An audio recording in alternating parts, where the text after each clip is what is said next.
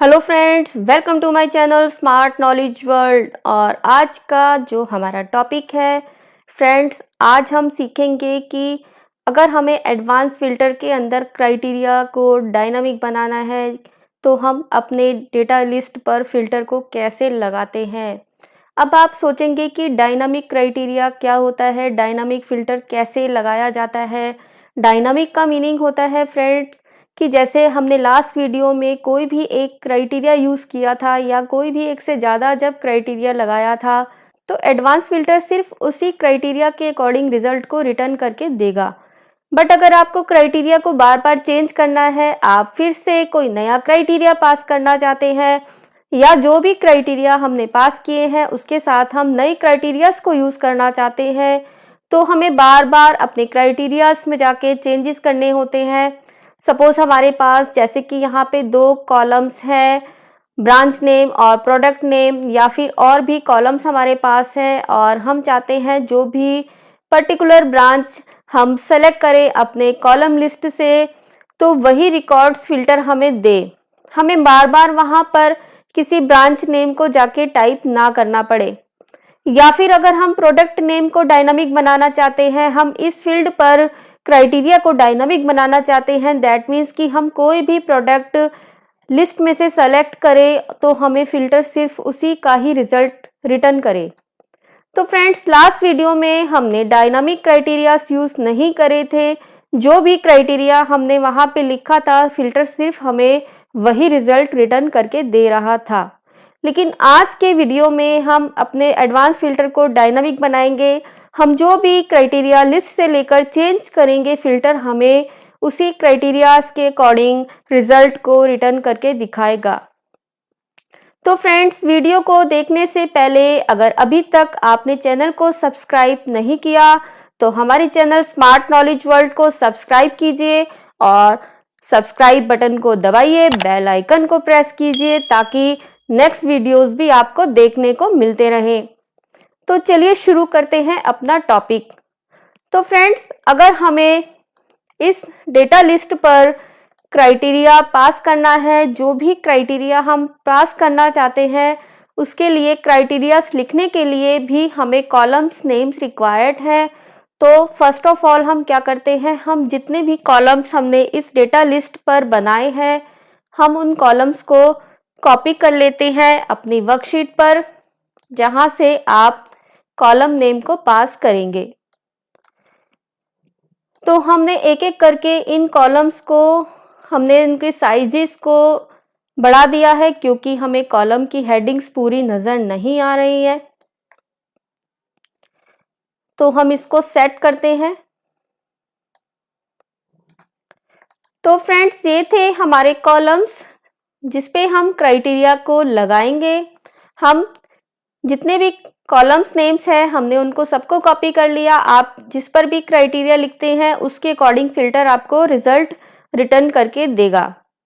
और मैंने आपको एक चीज़ और बताई थी कि हम रिजल्ट को इसी शीट पर ही देखेंगे। तो रिजल्ट को देखने के लिए भी आपको कॉलम हेडिंग्स आप जो है कॉपी कर लीजिए और यहाँ पर हम कॉलम नेम्स कॉपी करते हैं, इसके नीचे हम अपने रिजल्ट को देखेंगे जो भी फिल्टर हमें रिजल्ट रिटर्न करके देगा। तो फ्रेंड्स, यहाँ पर हम क्राइटेरिया पास करेंगे और यहाँ पर इन हेडिंग्स के नीचे हम रिजल्ट को देखेंगे और यहाँ पे हम एक बटन बनाएंगे जिसके थ्रू हम अपने फिल्टर को डायनामिक बनाएंगे। दैट मीन्स कि हम ब्रांच नेम से जो भी नेम सेलेक्ट करते हैं उसके अकॉर्डिंग यहाँ पर नीचे रिजल्ट आए और जो भी प्रोडक्ट नेम हम यहाँ से सेलेक्ट करेंगे उसके अकॉर्डिंग हमें यहाँ पर रिजल्ट दिखाई देगा। अब हमारे पास ये जो ब्रांच नेम है, पहले तो हम ये देखेंगे कि यहाँ पे टोटल कितने ब्रांच है, लेकिन यहाँ पे डुप्लीकेसी भी है। हम लिस्ट में सिर्फ उन्हीं नेम्स को लेंगे जो यूनिक नेम, दैट मीन्स कि हर एक नेम को हम एक बार लेंगे जिससे कि हमारी ब्रांच नेम लिस्ट बन जाए, जिससे कि हमारी ब्रांच नेम लिस्ट बने और उस लिस्ट में से हम जिस भी ऑप्शन को सेलेक्ट करेंगे फिल्टर हमें वही रिकॉर्ड दिखाएगा। तो सबसे पहले हम डुप्लीकेसी को हटाने के लिए क्या करेंगे, हम लिस्ट को बनाने से पहले हम देखते हैं कि इसमें जो सिर्फ यूनिक नेम्स हैं हम उनको कैसे लेकर आएंगे, तो हम ब्रांच नेम के जो डेटा वैल्यूज़ हैं हम उनको कॉपी करते हैं और हम यहाँ पे जाके पेस्ट करते हैं। तो हमारे पास ये नेम्स हैं यहाँ पर ब्रांच के अंदर। सिमिलरली हम प्रोडक्ट नेम को भी लिस्ट में डालना चाहते हैं, तो हम इसको भी कॉपी करके यहाँ पर लेकर आते हैं, क्योंकि हमें इनको भी देखना है कि यहाँ पर टोटल नंबर ऑफ प्रोडक्ट्स कितने हैं, हमें डुप्लीकेसी को काउंट नहीं करना। और हम लिस्ट बनाएंगे तो पहले हम देखते हैं यूनिक वैल्यूज़ कितनी है। तो हम इस वैल्यूज़ को, हमने इन वैल्यूज़ को सेलेक्ट किया और यहाँ से रिमूव डुप्लीकेट्स ऑप्शन को हमने क्लिक किया और ओके कर दिया। तो हमारे पास टोटल ब्रांच ये हैं जो डिफरेंट नेम से हैं। सिमिलरली हमने जो भी प्रोडक्ट नेम हम कॉपी करके लाए थे, यहाँ से भी हम रिमूव डुप्लीकेट्स कर देंगे। तो हमारे पास ये जो प्रोडक्ट है, ये टोटल हमारे पास 6 प्रोडक्ट हैं। तो हमने इनकी डुप्लीकेसी को क्यों हटाया, क्योंकि हम इन ऑप्शंस को लिस्ट में डालना चाहते हैं। हम डुप्लीकेसी वाले ऑप्शंस को लिस्ट में नहीं डाल सकते, क्योंकि हमें सिर्फ उतने ऑप्शंस रखने हैं लिस्ट में जितने हमारे पास चॉइस है। तो यहाँ पर हमने जो ब्रांच नेम था वहाँ से भी हमने डुप्लीकेसी हटा दिया और प्रोडक्ट नेम पर भी और प्रोडक्ट नेम के वैल्यूज़ पर भी। तो पहले हम ब्रांच नेम की लिस्ट वैल्यूज़ को बनाते हैं और हम उस कॉलम के नीचे आते हैं। इसके बाद हम डेटा वैलिडेशन ऑप्शन में जाते हैं और डेटा वैलिडेशन ऑप्शन के अंदर हमने यहाँ से ऑप्शन लिया लिस्ट ऑप्शन को लेने के बाद हम यहाँ से सोर्स ऑप्शन में जाके हमारा जो सोर्स है वो ये पूरी वैल्यूज़ है जो डिफरेंट नेम से थी और हमने ये सोर्स सेलेक्ट किया और हम इस पे दोबारा आते हैं। अब हम इसे ओके कर देते हैं। तो ये हमारा ब्रांच नेम कॉलम तैयार हो गया है। जितने भी हमारे ब्रांच नेम थे डिफरेंट्स, वो हमारे सारे यहाँ पे विजिबल है। सिमिलरली अब हम प्रोडक्ट नेम वाले कॉलम पर आते हैं और यहाँ भी हम लिस्ट बनाते हैं। तो लिस्ट बनाने के लिए हम फिर से डाटा वैलिडेशन में गए और डाटा वैलिडेशन के अंदर अलाउ के अंदर हमने यहाँ से लिस्ट ऑप्शन को लिया और जो सोर्स है हमारा, जो हमने वैल्यूज़ यूनिक वैल्यूज़ बनाए थे वो हमने सेलेक्ट किए और अब हम इसको बंद कर देते हैं। तो फ्रेंड्स, ये हमारे ऑप्शंस लिस्ट हो गए हैं। ये ब्रांच नेम का लिस्ट हो गया है और ये प्रोडक्ट नेम का। अब हम चाहते हैं कि जो भी क्राइटेरिया हम यहाँ से सेलेक्ट करें उसके अकॉर्डिंग हमें यहाँ रिजल्ट मिले। इसके अलावा अगर कोई और नया रिकॉर्ड यहाँ पे ऐड किया गया है और फिर से हम कोई बटन दबाएं रिफ्रेश का, तो जो भी रिकॉर्ड इसमें ऐड हुआ है अगर वो क्राइटेरिया से मैच करता है तो उसका रिजल्ट भी यहाँ पर आए। तो फ्रेंड्स, इसके लिए हमें क्या करना पड़ेगा, हम फिल्टर जो लगाएंगे, हमारी जो डेटा लिस्ट रेंज होगी वो ये पूरी लिस्ट होगी। तो इस पूरी लिस्ट को, रेंज को बार बार ना देना पड़े, हम इसको एक नेम डिफाइन करते हैं। उससे पहले हम इसको टेबल फॉर्मेट में करते हैं कंट्रोल टी को दबा के। कंट्रोल टी प्रेस करने से हमने पूरी डेटा लिस्ट को सेलेक्ट किया, कंट्रोल टी से हमने इसको टेबल फॉर्मेट दे दिया। अब हम इसको फिर से सेलेक्ट करते हैं और हमारे पास फार्मूलाज ऑप्शन में नेम मैनेजर ऑप्शन के अंदर जाके हम न्यू ऑप्शन को दबाते हैं। यहाँ पे अब हम वो नेम यूज़ करेंगे जो हम यूज़ करना चाहते हैं लिस्ट रेंज के अंदर। जो भी लिस्ट रेंज ऑप्शन आता है एडवांस फिल्टर के अंदर, हम उसमें क्या नाम डालेंगे। तो जैसे कि सपोज हम वहाँ पे एम्प्लॉय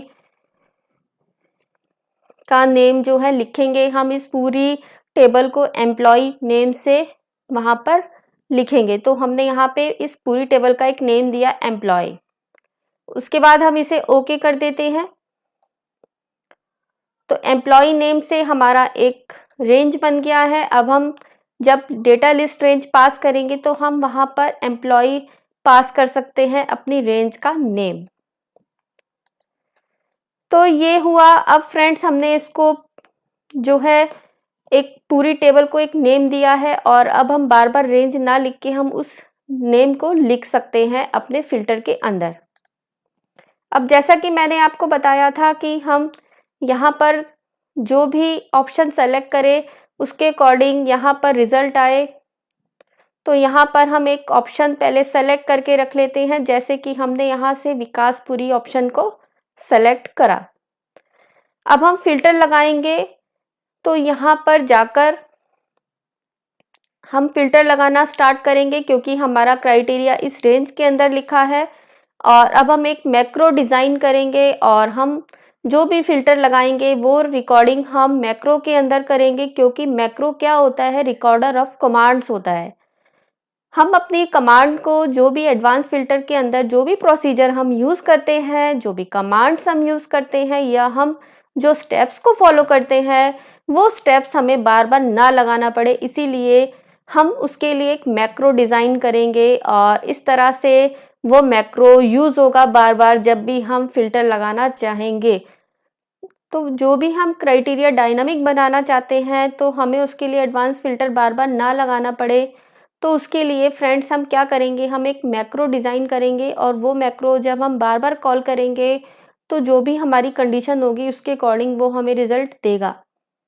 तो मैक्रो को डिज़ाइन करने के लिए हम व्यू ऑप्शन में गए और यहाँ पे हमने मैक्रो ऑप्शन को देखा, तो हमें यहाँ पे दो ऑप्शंस मिले। तो मैक्रो को लिखने से पहले, डिज़ाइन करने से पहले हम क्राइटेरिया रेंज पर आते हैं। अब हम मैक्रोज ऑप्शन में जाते हैं और रिकॉर्ड मैक्रो ऑप्शन को दबाते हैं, तो हमें मैक्रो का डिफ़ॉल्ट नेम मिला मैक्रो 4। इसके बाद हम इसे ओके करते हैं और अब हमारा मैक्रो ऑन हो गया है, यानी रिकॉर्डिंग अब ऑन हो चुकी है। और अब हम जो भी स्टेप्स फॉलो करेंगे, जो जो ऑप्शन हम यूज़ करेंगे, वो सब रिकॉर्डिंग मैक्रो में होती जाएगी।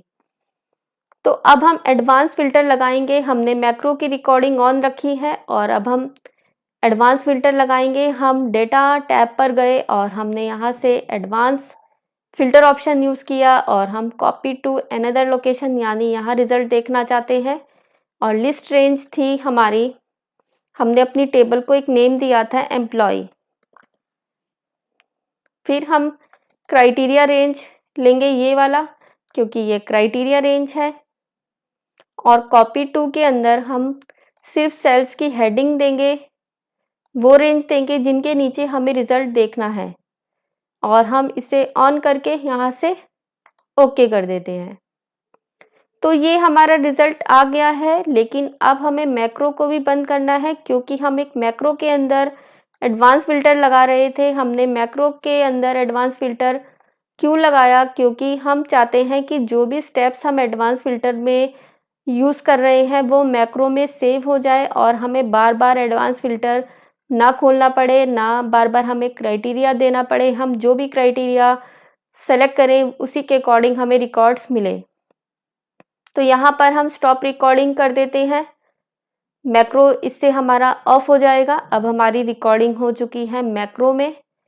अब हम अगर एक बटन बनाना चाहते हैं कि हम बटन दबाएं और कोई भी ऑप्शन, जो भी ऑप्शन हम इन दोनों लिस्ट से सेलेक्ट करें, बटन दबाते ही हमें वही रिकॉर्ड मिले।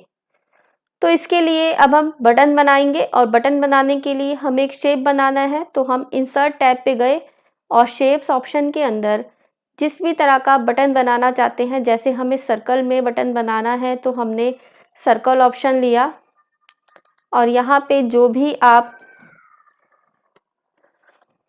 हेडिंग देना चाहते हैं आप वो हेडिंग यहाँ पे लिख सकते हैं। जैसे हमने रिज़ल्ट हेडिंग दिया बटन का, और जो भी आप साइज़ अगर चाहते हैं तो वो आप यहाँ से चेंज कर सकते हैं, अपना कलर चेंज कर सकते हैं टेक्स्ट का। तो जैसे कि फ्रेंड्स हमने इस बटन को एक कैप्शन दिया रिज़ल्ट, और हम चाहते हैं कि हम इस बटन पर क्लिक करें और हमारा वो मैक्रो ऑन हो जाए, वो मैक्रो चले जो भी हमने रिकॉर्डिंग अभी उसमें करी थी। तो अब इसको हम उस मैक्रो को कैसे असाइन करेंगे, इसके लिए हम बटन पे सिलेक्शन रखेंगे और राइट क्लिक करने के बाद, और जैसे ही हम बटन पे राइट क्लिक करेंगे तो यहाँ पे एक ऑप्शन आता है असाइन मैक्रो। तो आप जो भी मैक्रो अभी आपने बनाया था, आप असाइन मैक्रो ऑप्शन से जो भी मैक्रो हमने भी बनाया था, जैसे हमने मैक्रो 4 अभी बनाया है, उसको हम ओके कर देते हैं। तो ये मैक्रो 4 इस बटन पर असाइन हो गया है। अब हम यहाँ से प्रोडक्ट नेम जो भी सेलेक्ट करते हैं, जैसे हमने टीवी लिया और यहाँ से हम इसको हटा देते हैं। अब प्रोडक्ट नेम हम यहाँ से सेलेक्ट करते हैं टीवी, और जैसे ही हम रिज़ल्ट बटन पे क्लिक करते हैं तो हमें जितने भी टीवी के रिकॉर्ड हैं हमें वो नज़र आने लगे। अब हम चाहते हैं कि ब्रांच नेम विकासपुरी हो और प्रोडक्ट का नेम टीवी हो, वो रिज़ल्ट हमारे पास फ़िल्टर लेकर आए। तो हम फिर से रिज़ल्ट बटन को क्लिक करेंगे तो फ़िल्टर ने हमें विकासपुरी ब्रांच के जितने भी प्रोडक्ट जहाँ पर टीवी का था वहाँ से वो रिकॉर्ड हमें रिटर्न करके यहाँ पे दिया। अब हम फिर से क्राइटेरिया चेंज करते हैं। हम चाहते हैं कि हमें झिलमिल के रिकॉर्ड दिखाई दे, और हम जैसे ही रिज़ल्ट बटन को क्लिक करेंगे हमारा जो रिज़ल्ट है वो चेंज हो जाएगा। अब हम चाहते हैं कि यहाँ से जो भी प्रोडक्ट हम लेते हैं, जैसे हमने इन्वर्टर लिया और जैसे ही हमने रिज़ल्ट बटन को क्लिक किया तो हमें इन्वर्टर प्रोडक्ट नेम का ही रिज़ल्ट मिलेगा।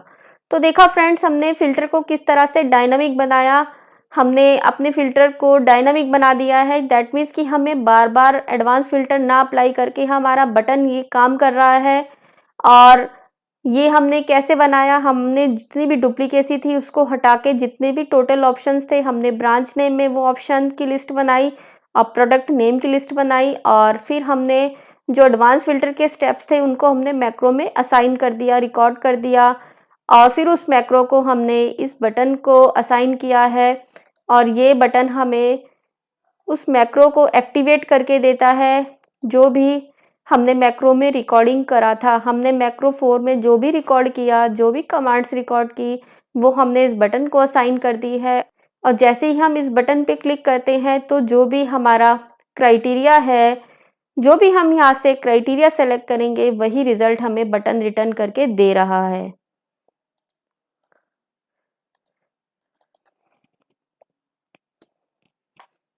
जैसे कि अब हमारे पास प्रोडक्ट नेम मॉनिटर के ये रिकॉर्ड्स हैं। और अब कोई भी रिकॉर्ड अगर इस डेटाबेस में ऐड होता है तो वह रिकॉर्ड अगर क्राइटेरिया को ट्रू करता है तो वो रिकॉर्ड्स भी हमें फ़िल्टर डिस्प्ले करके देगा। तो फ्रेंड्स, ये था आज का वीडियो। अगर आपको वीडियो पसंद आता है तो वीडियो को लाइक कीजिए और हमारे चैनल को सब्सक्राइब कीजिए।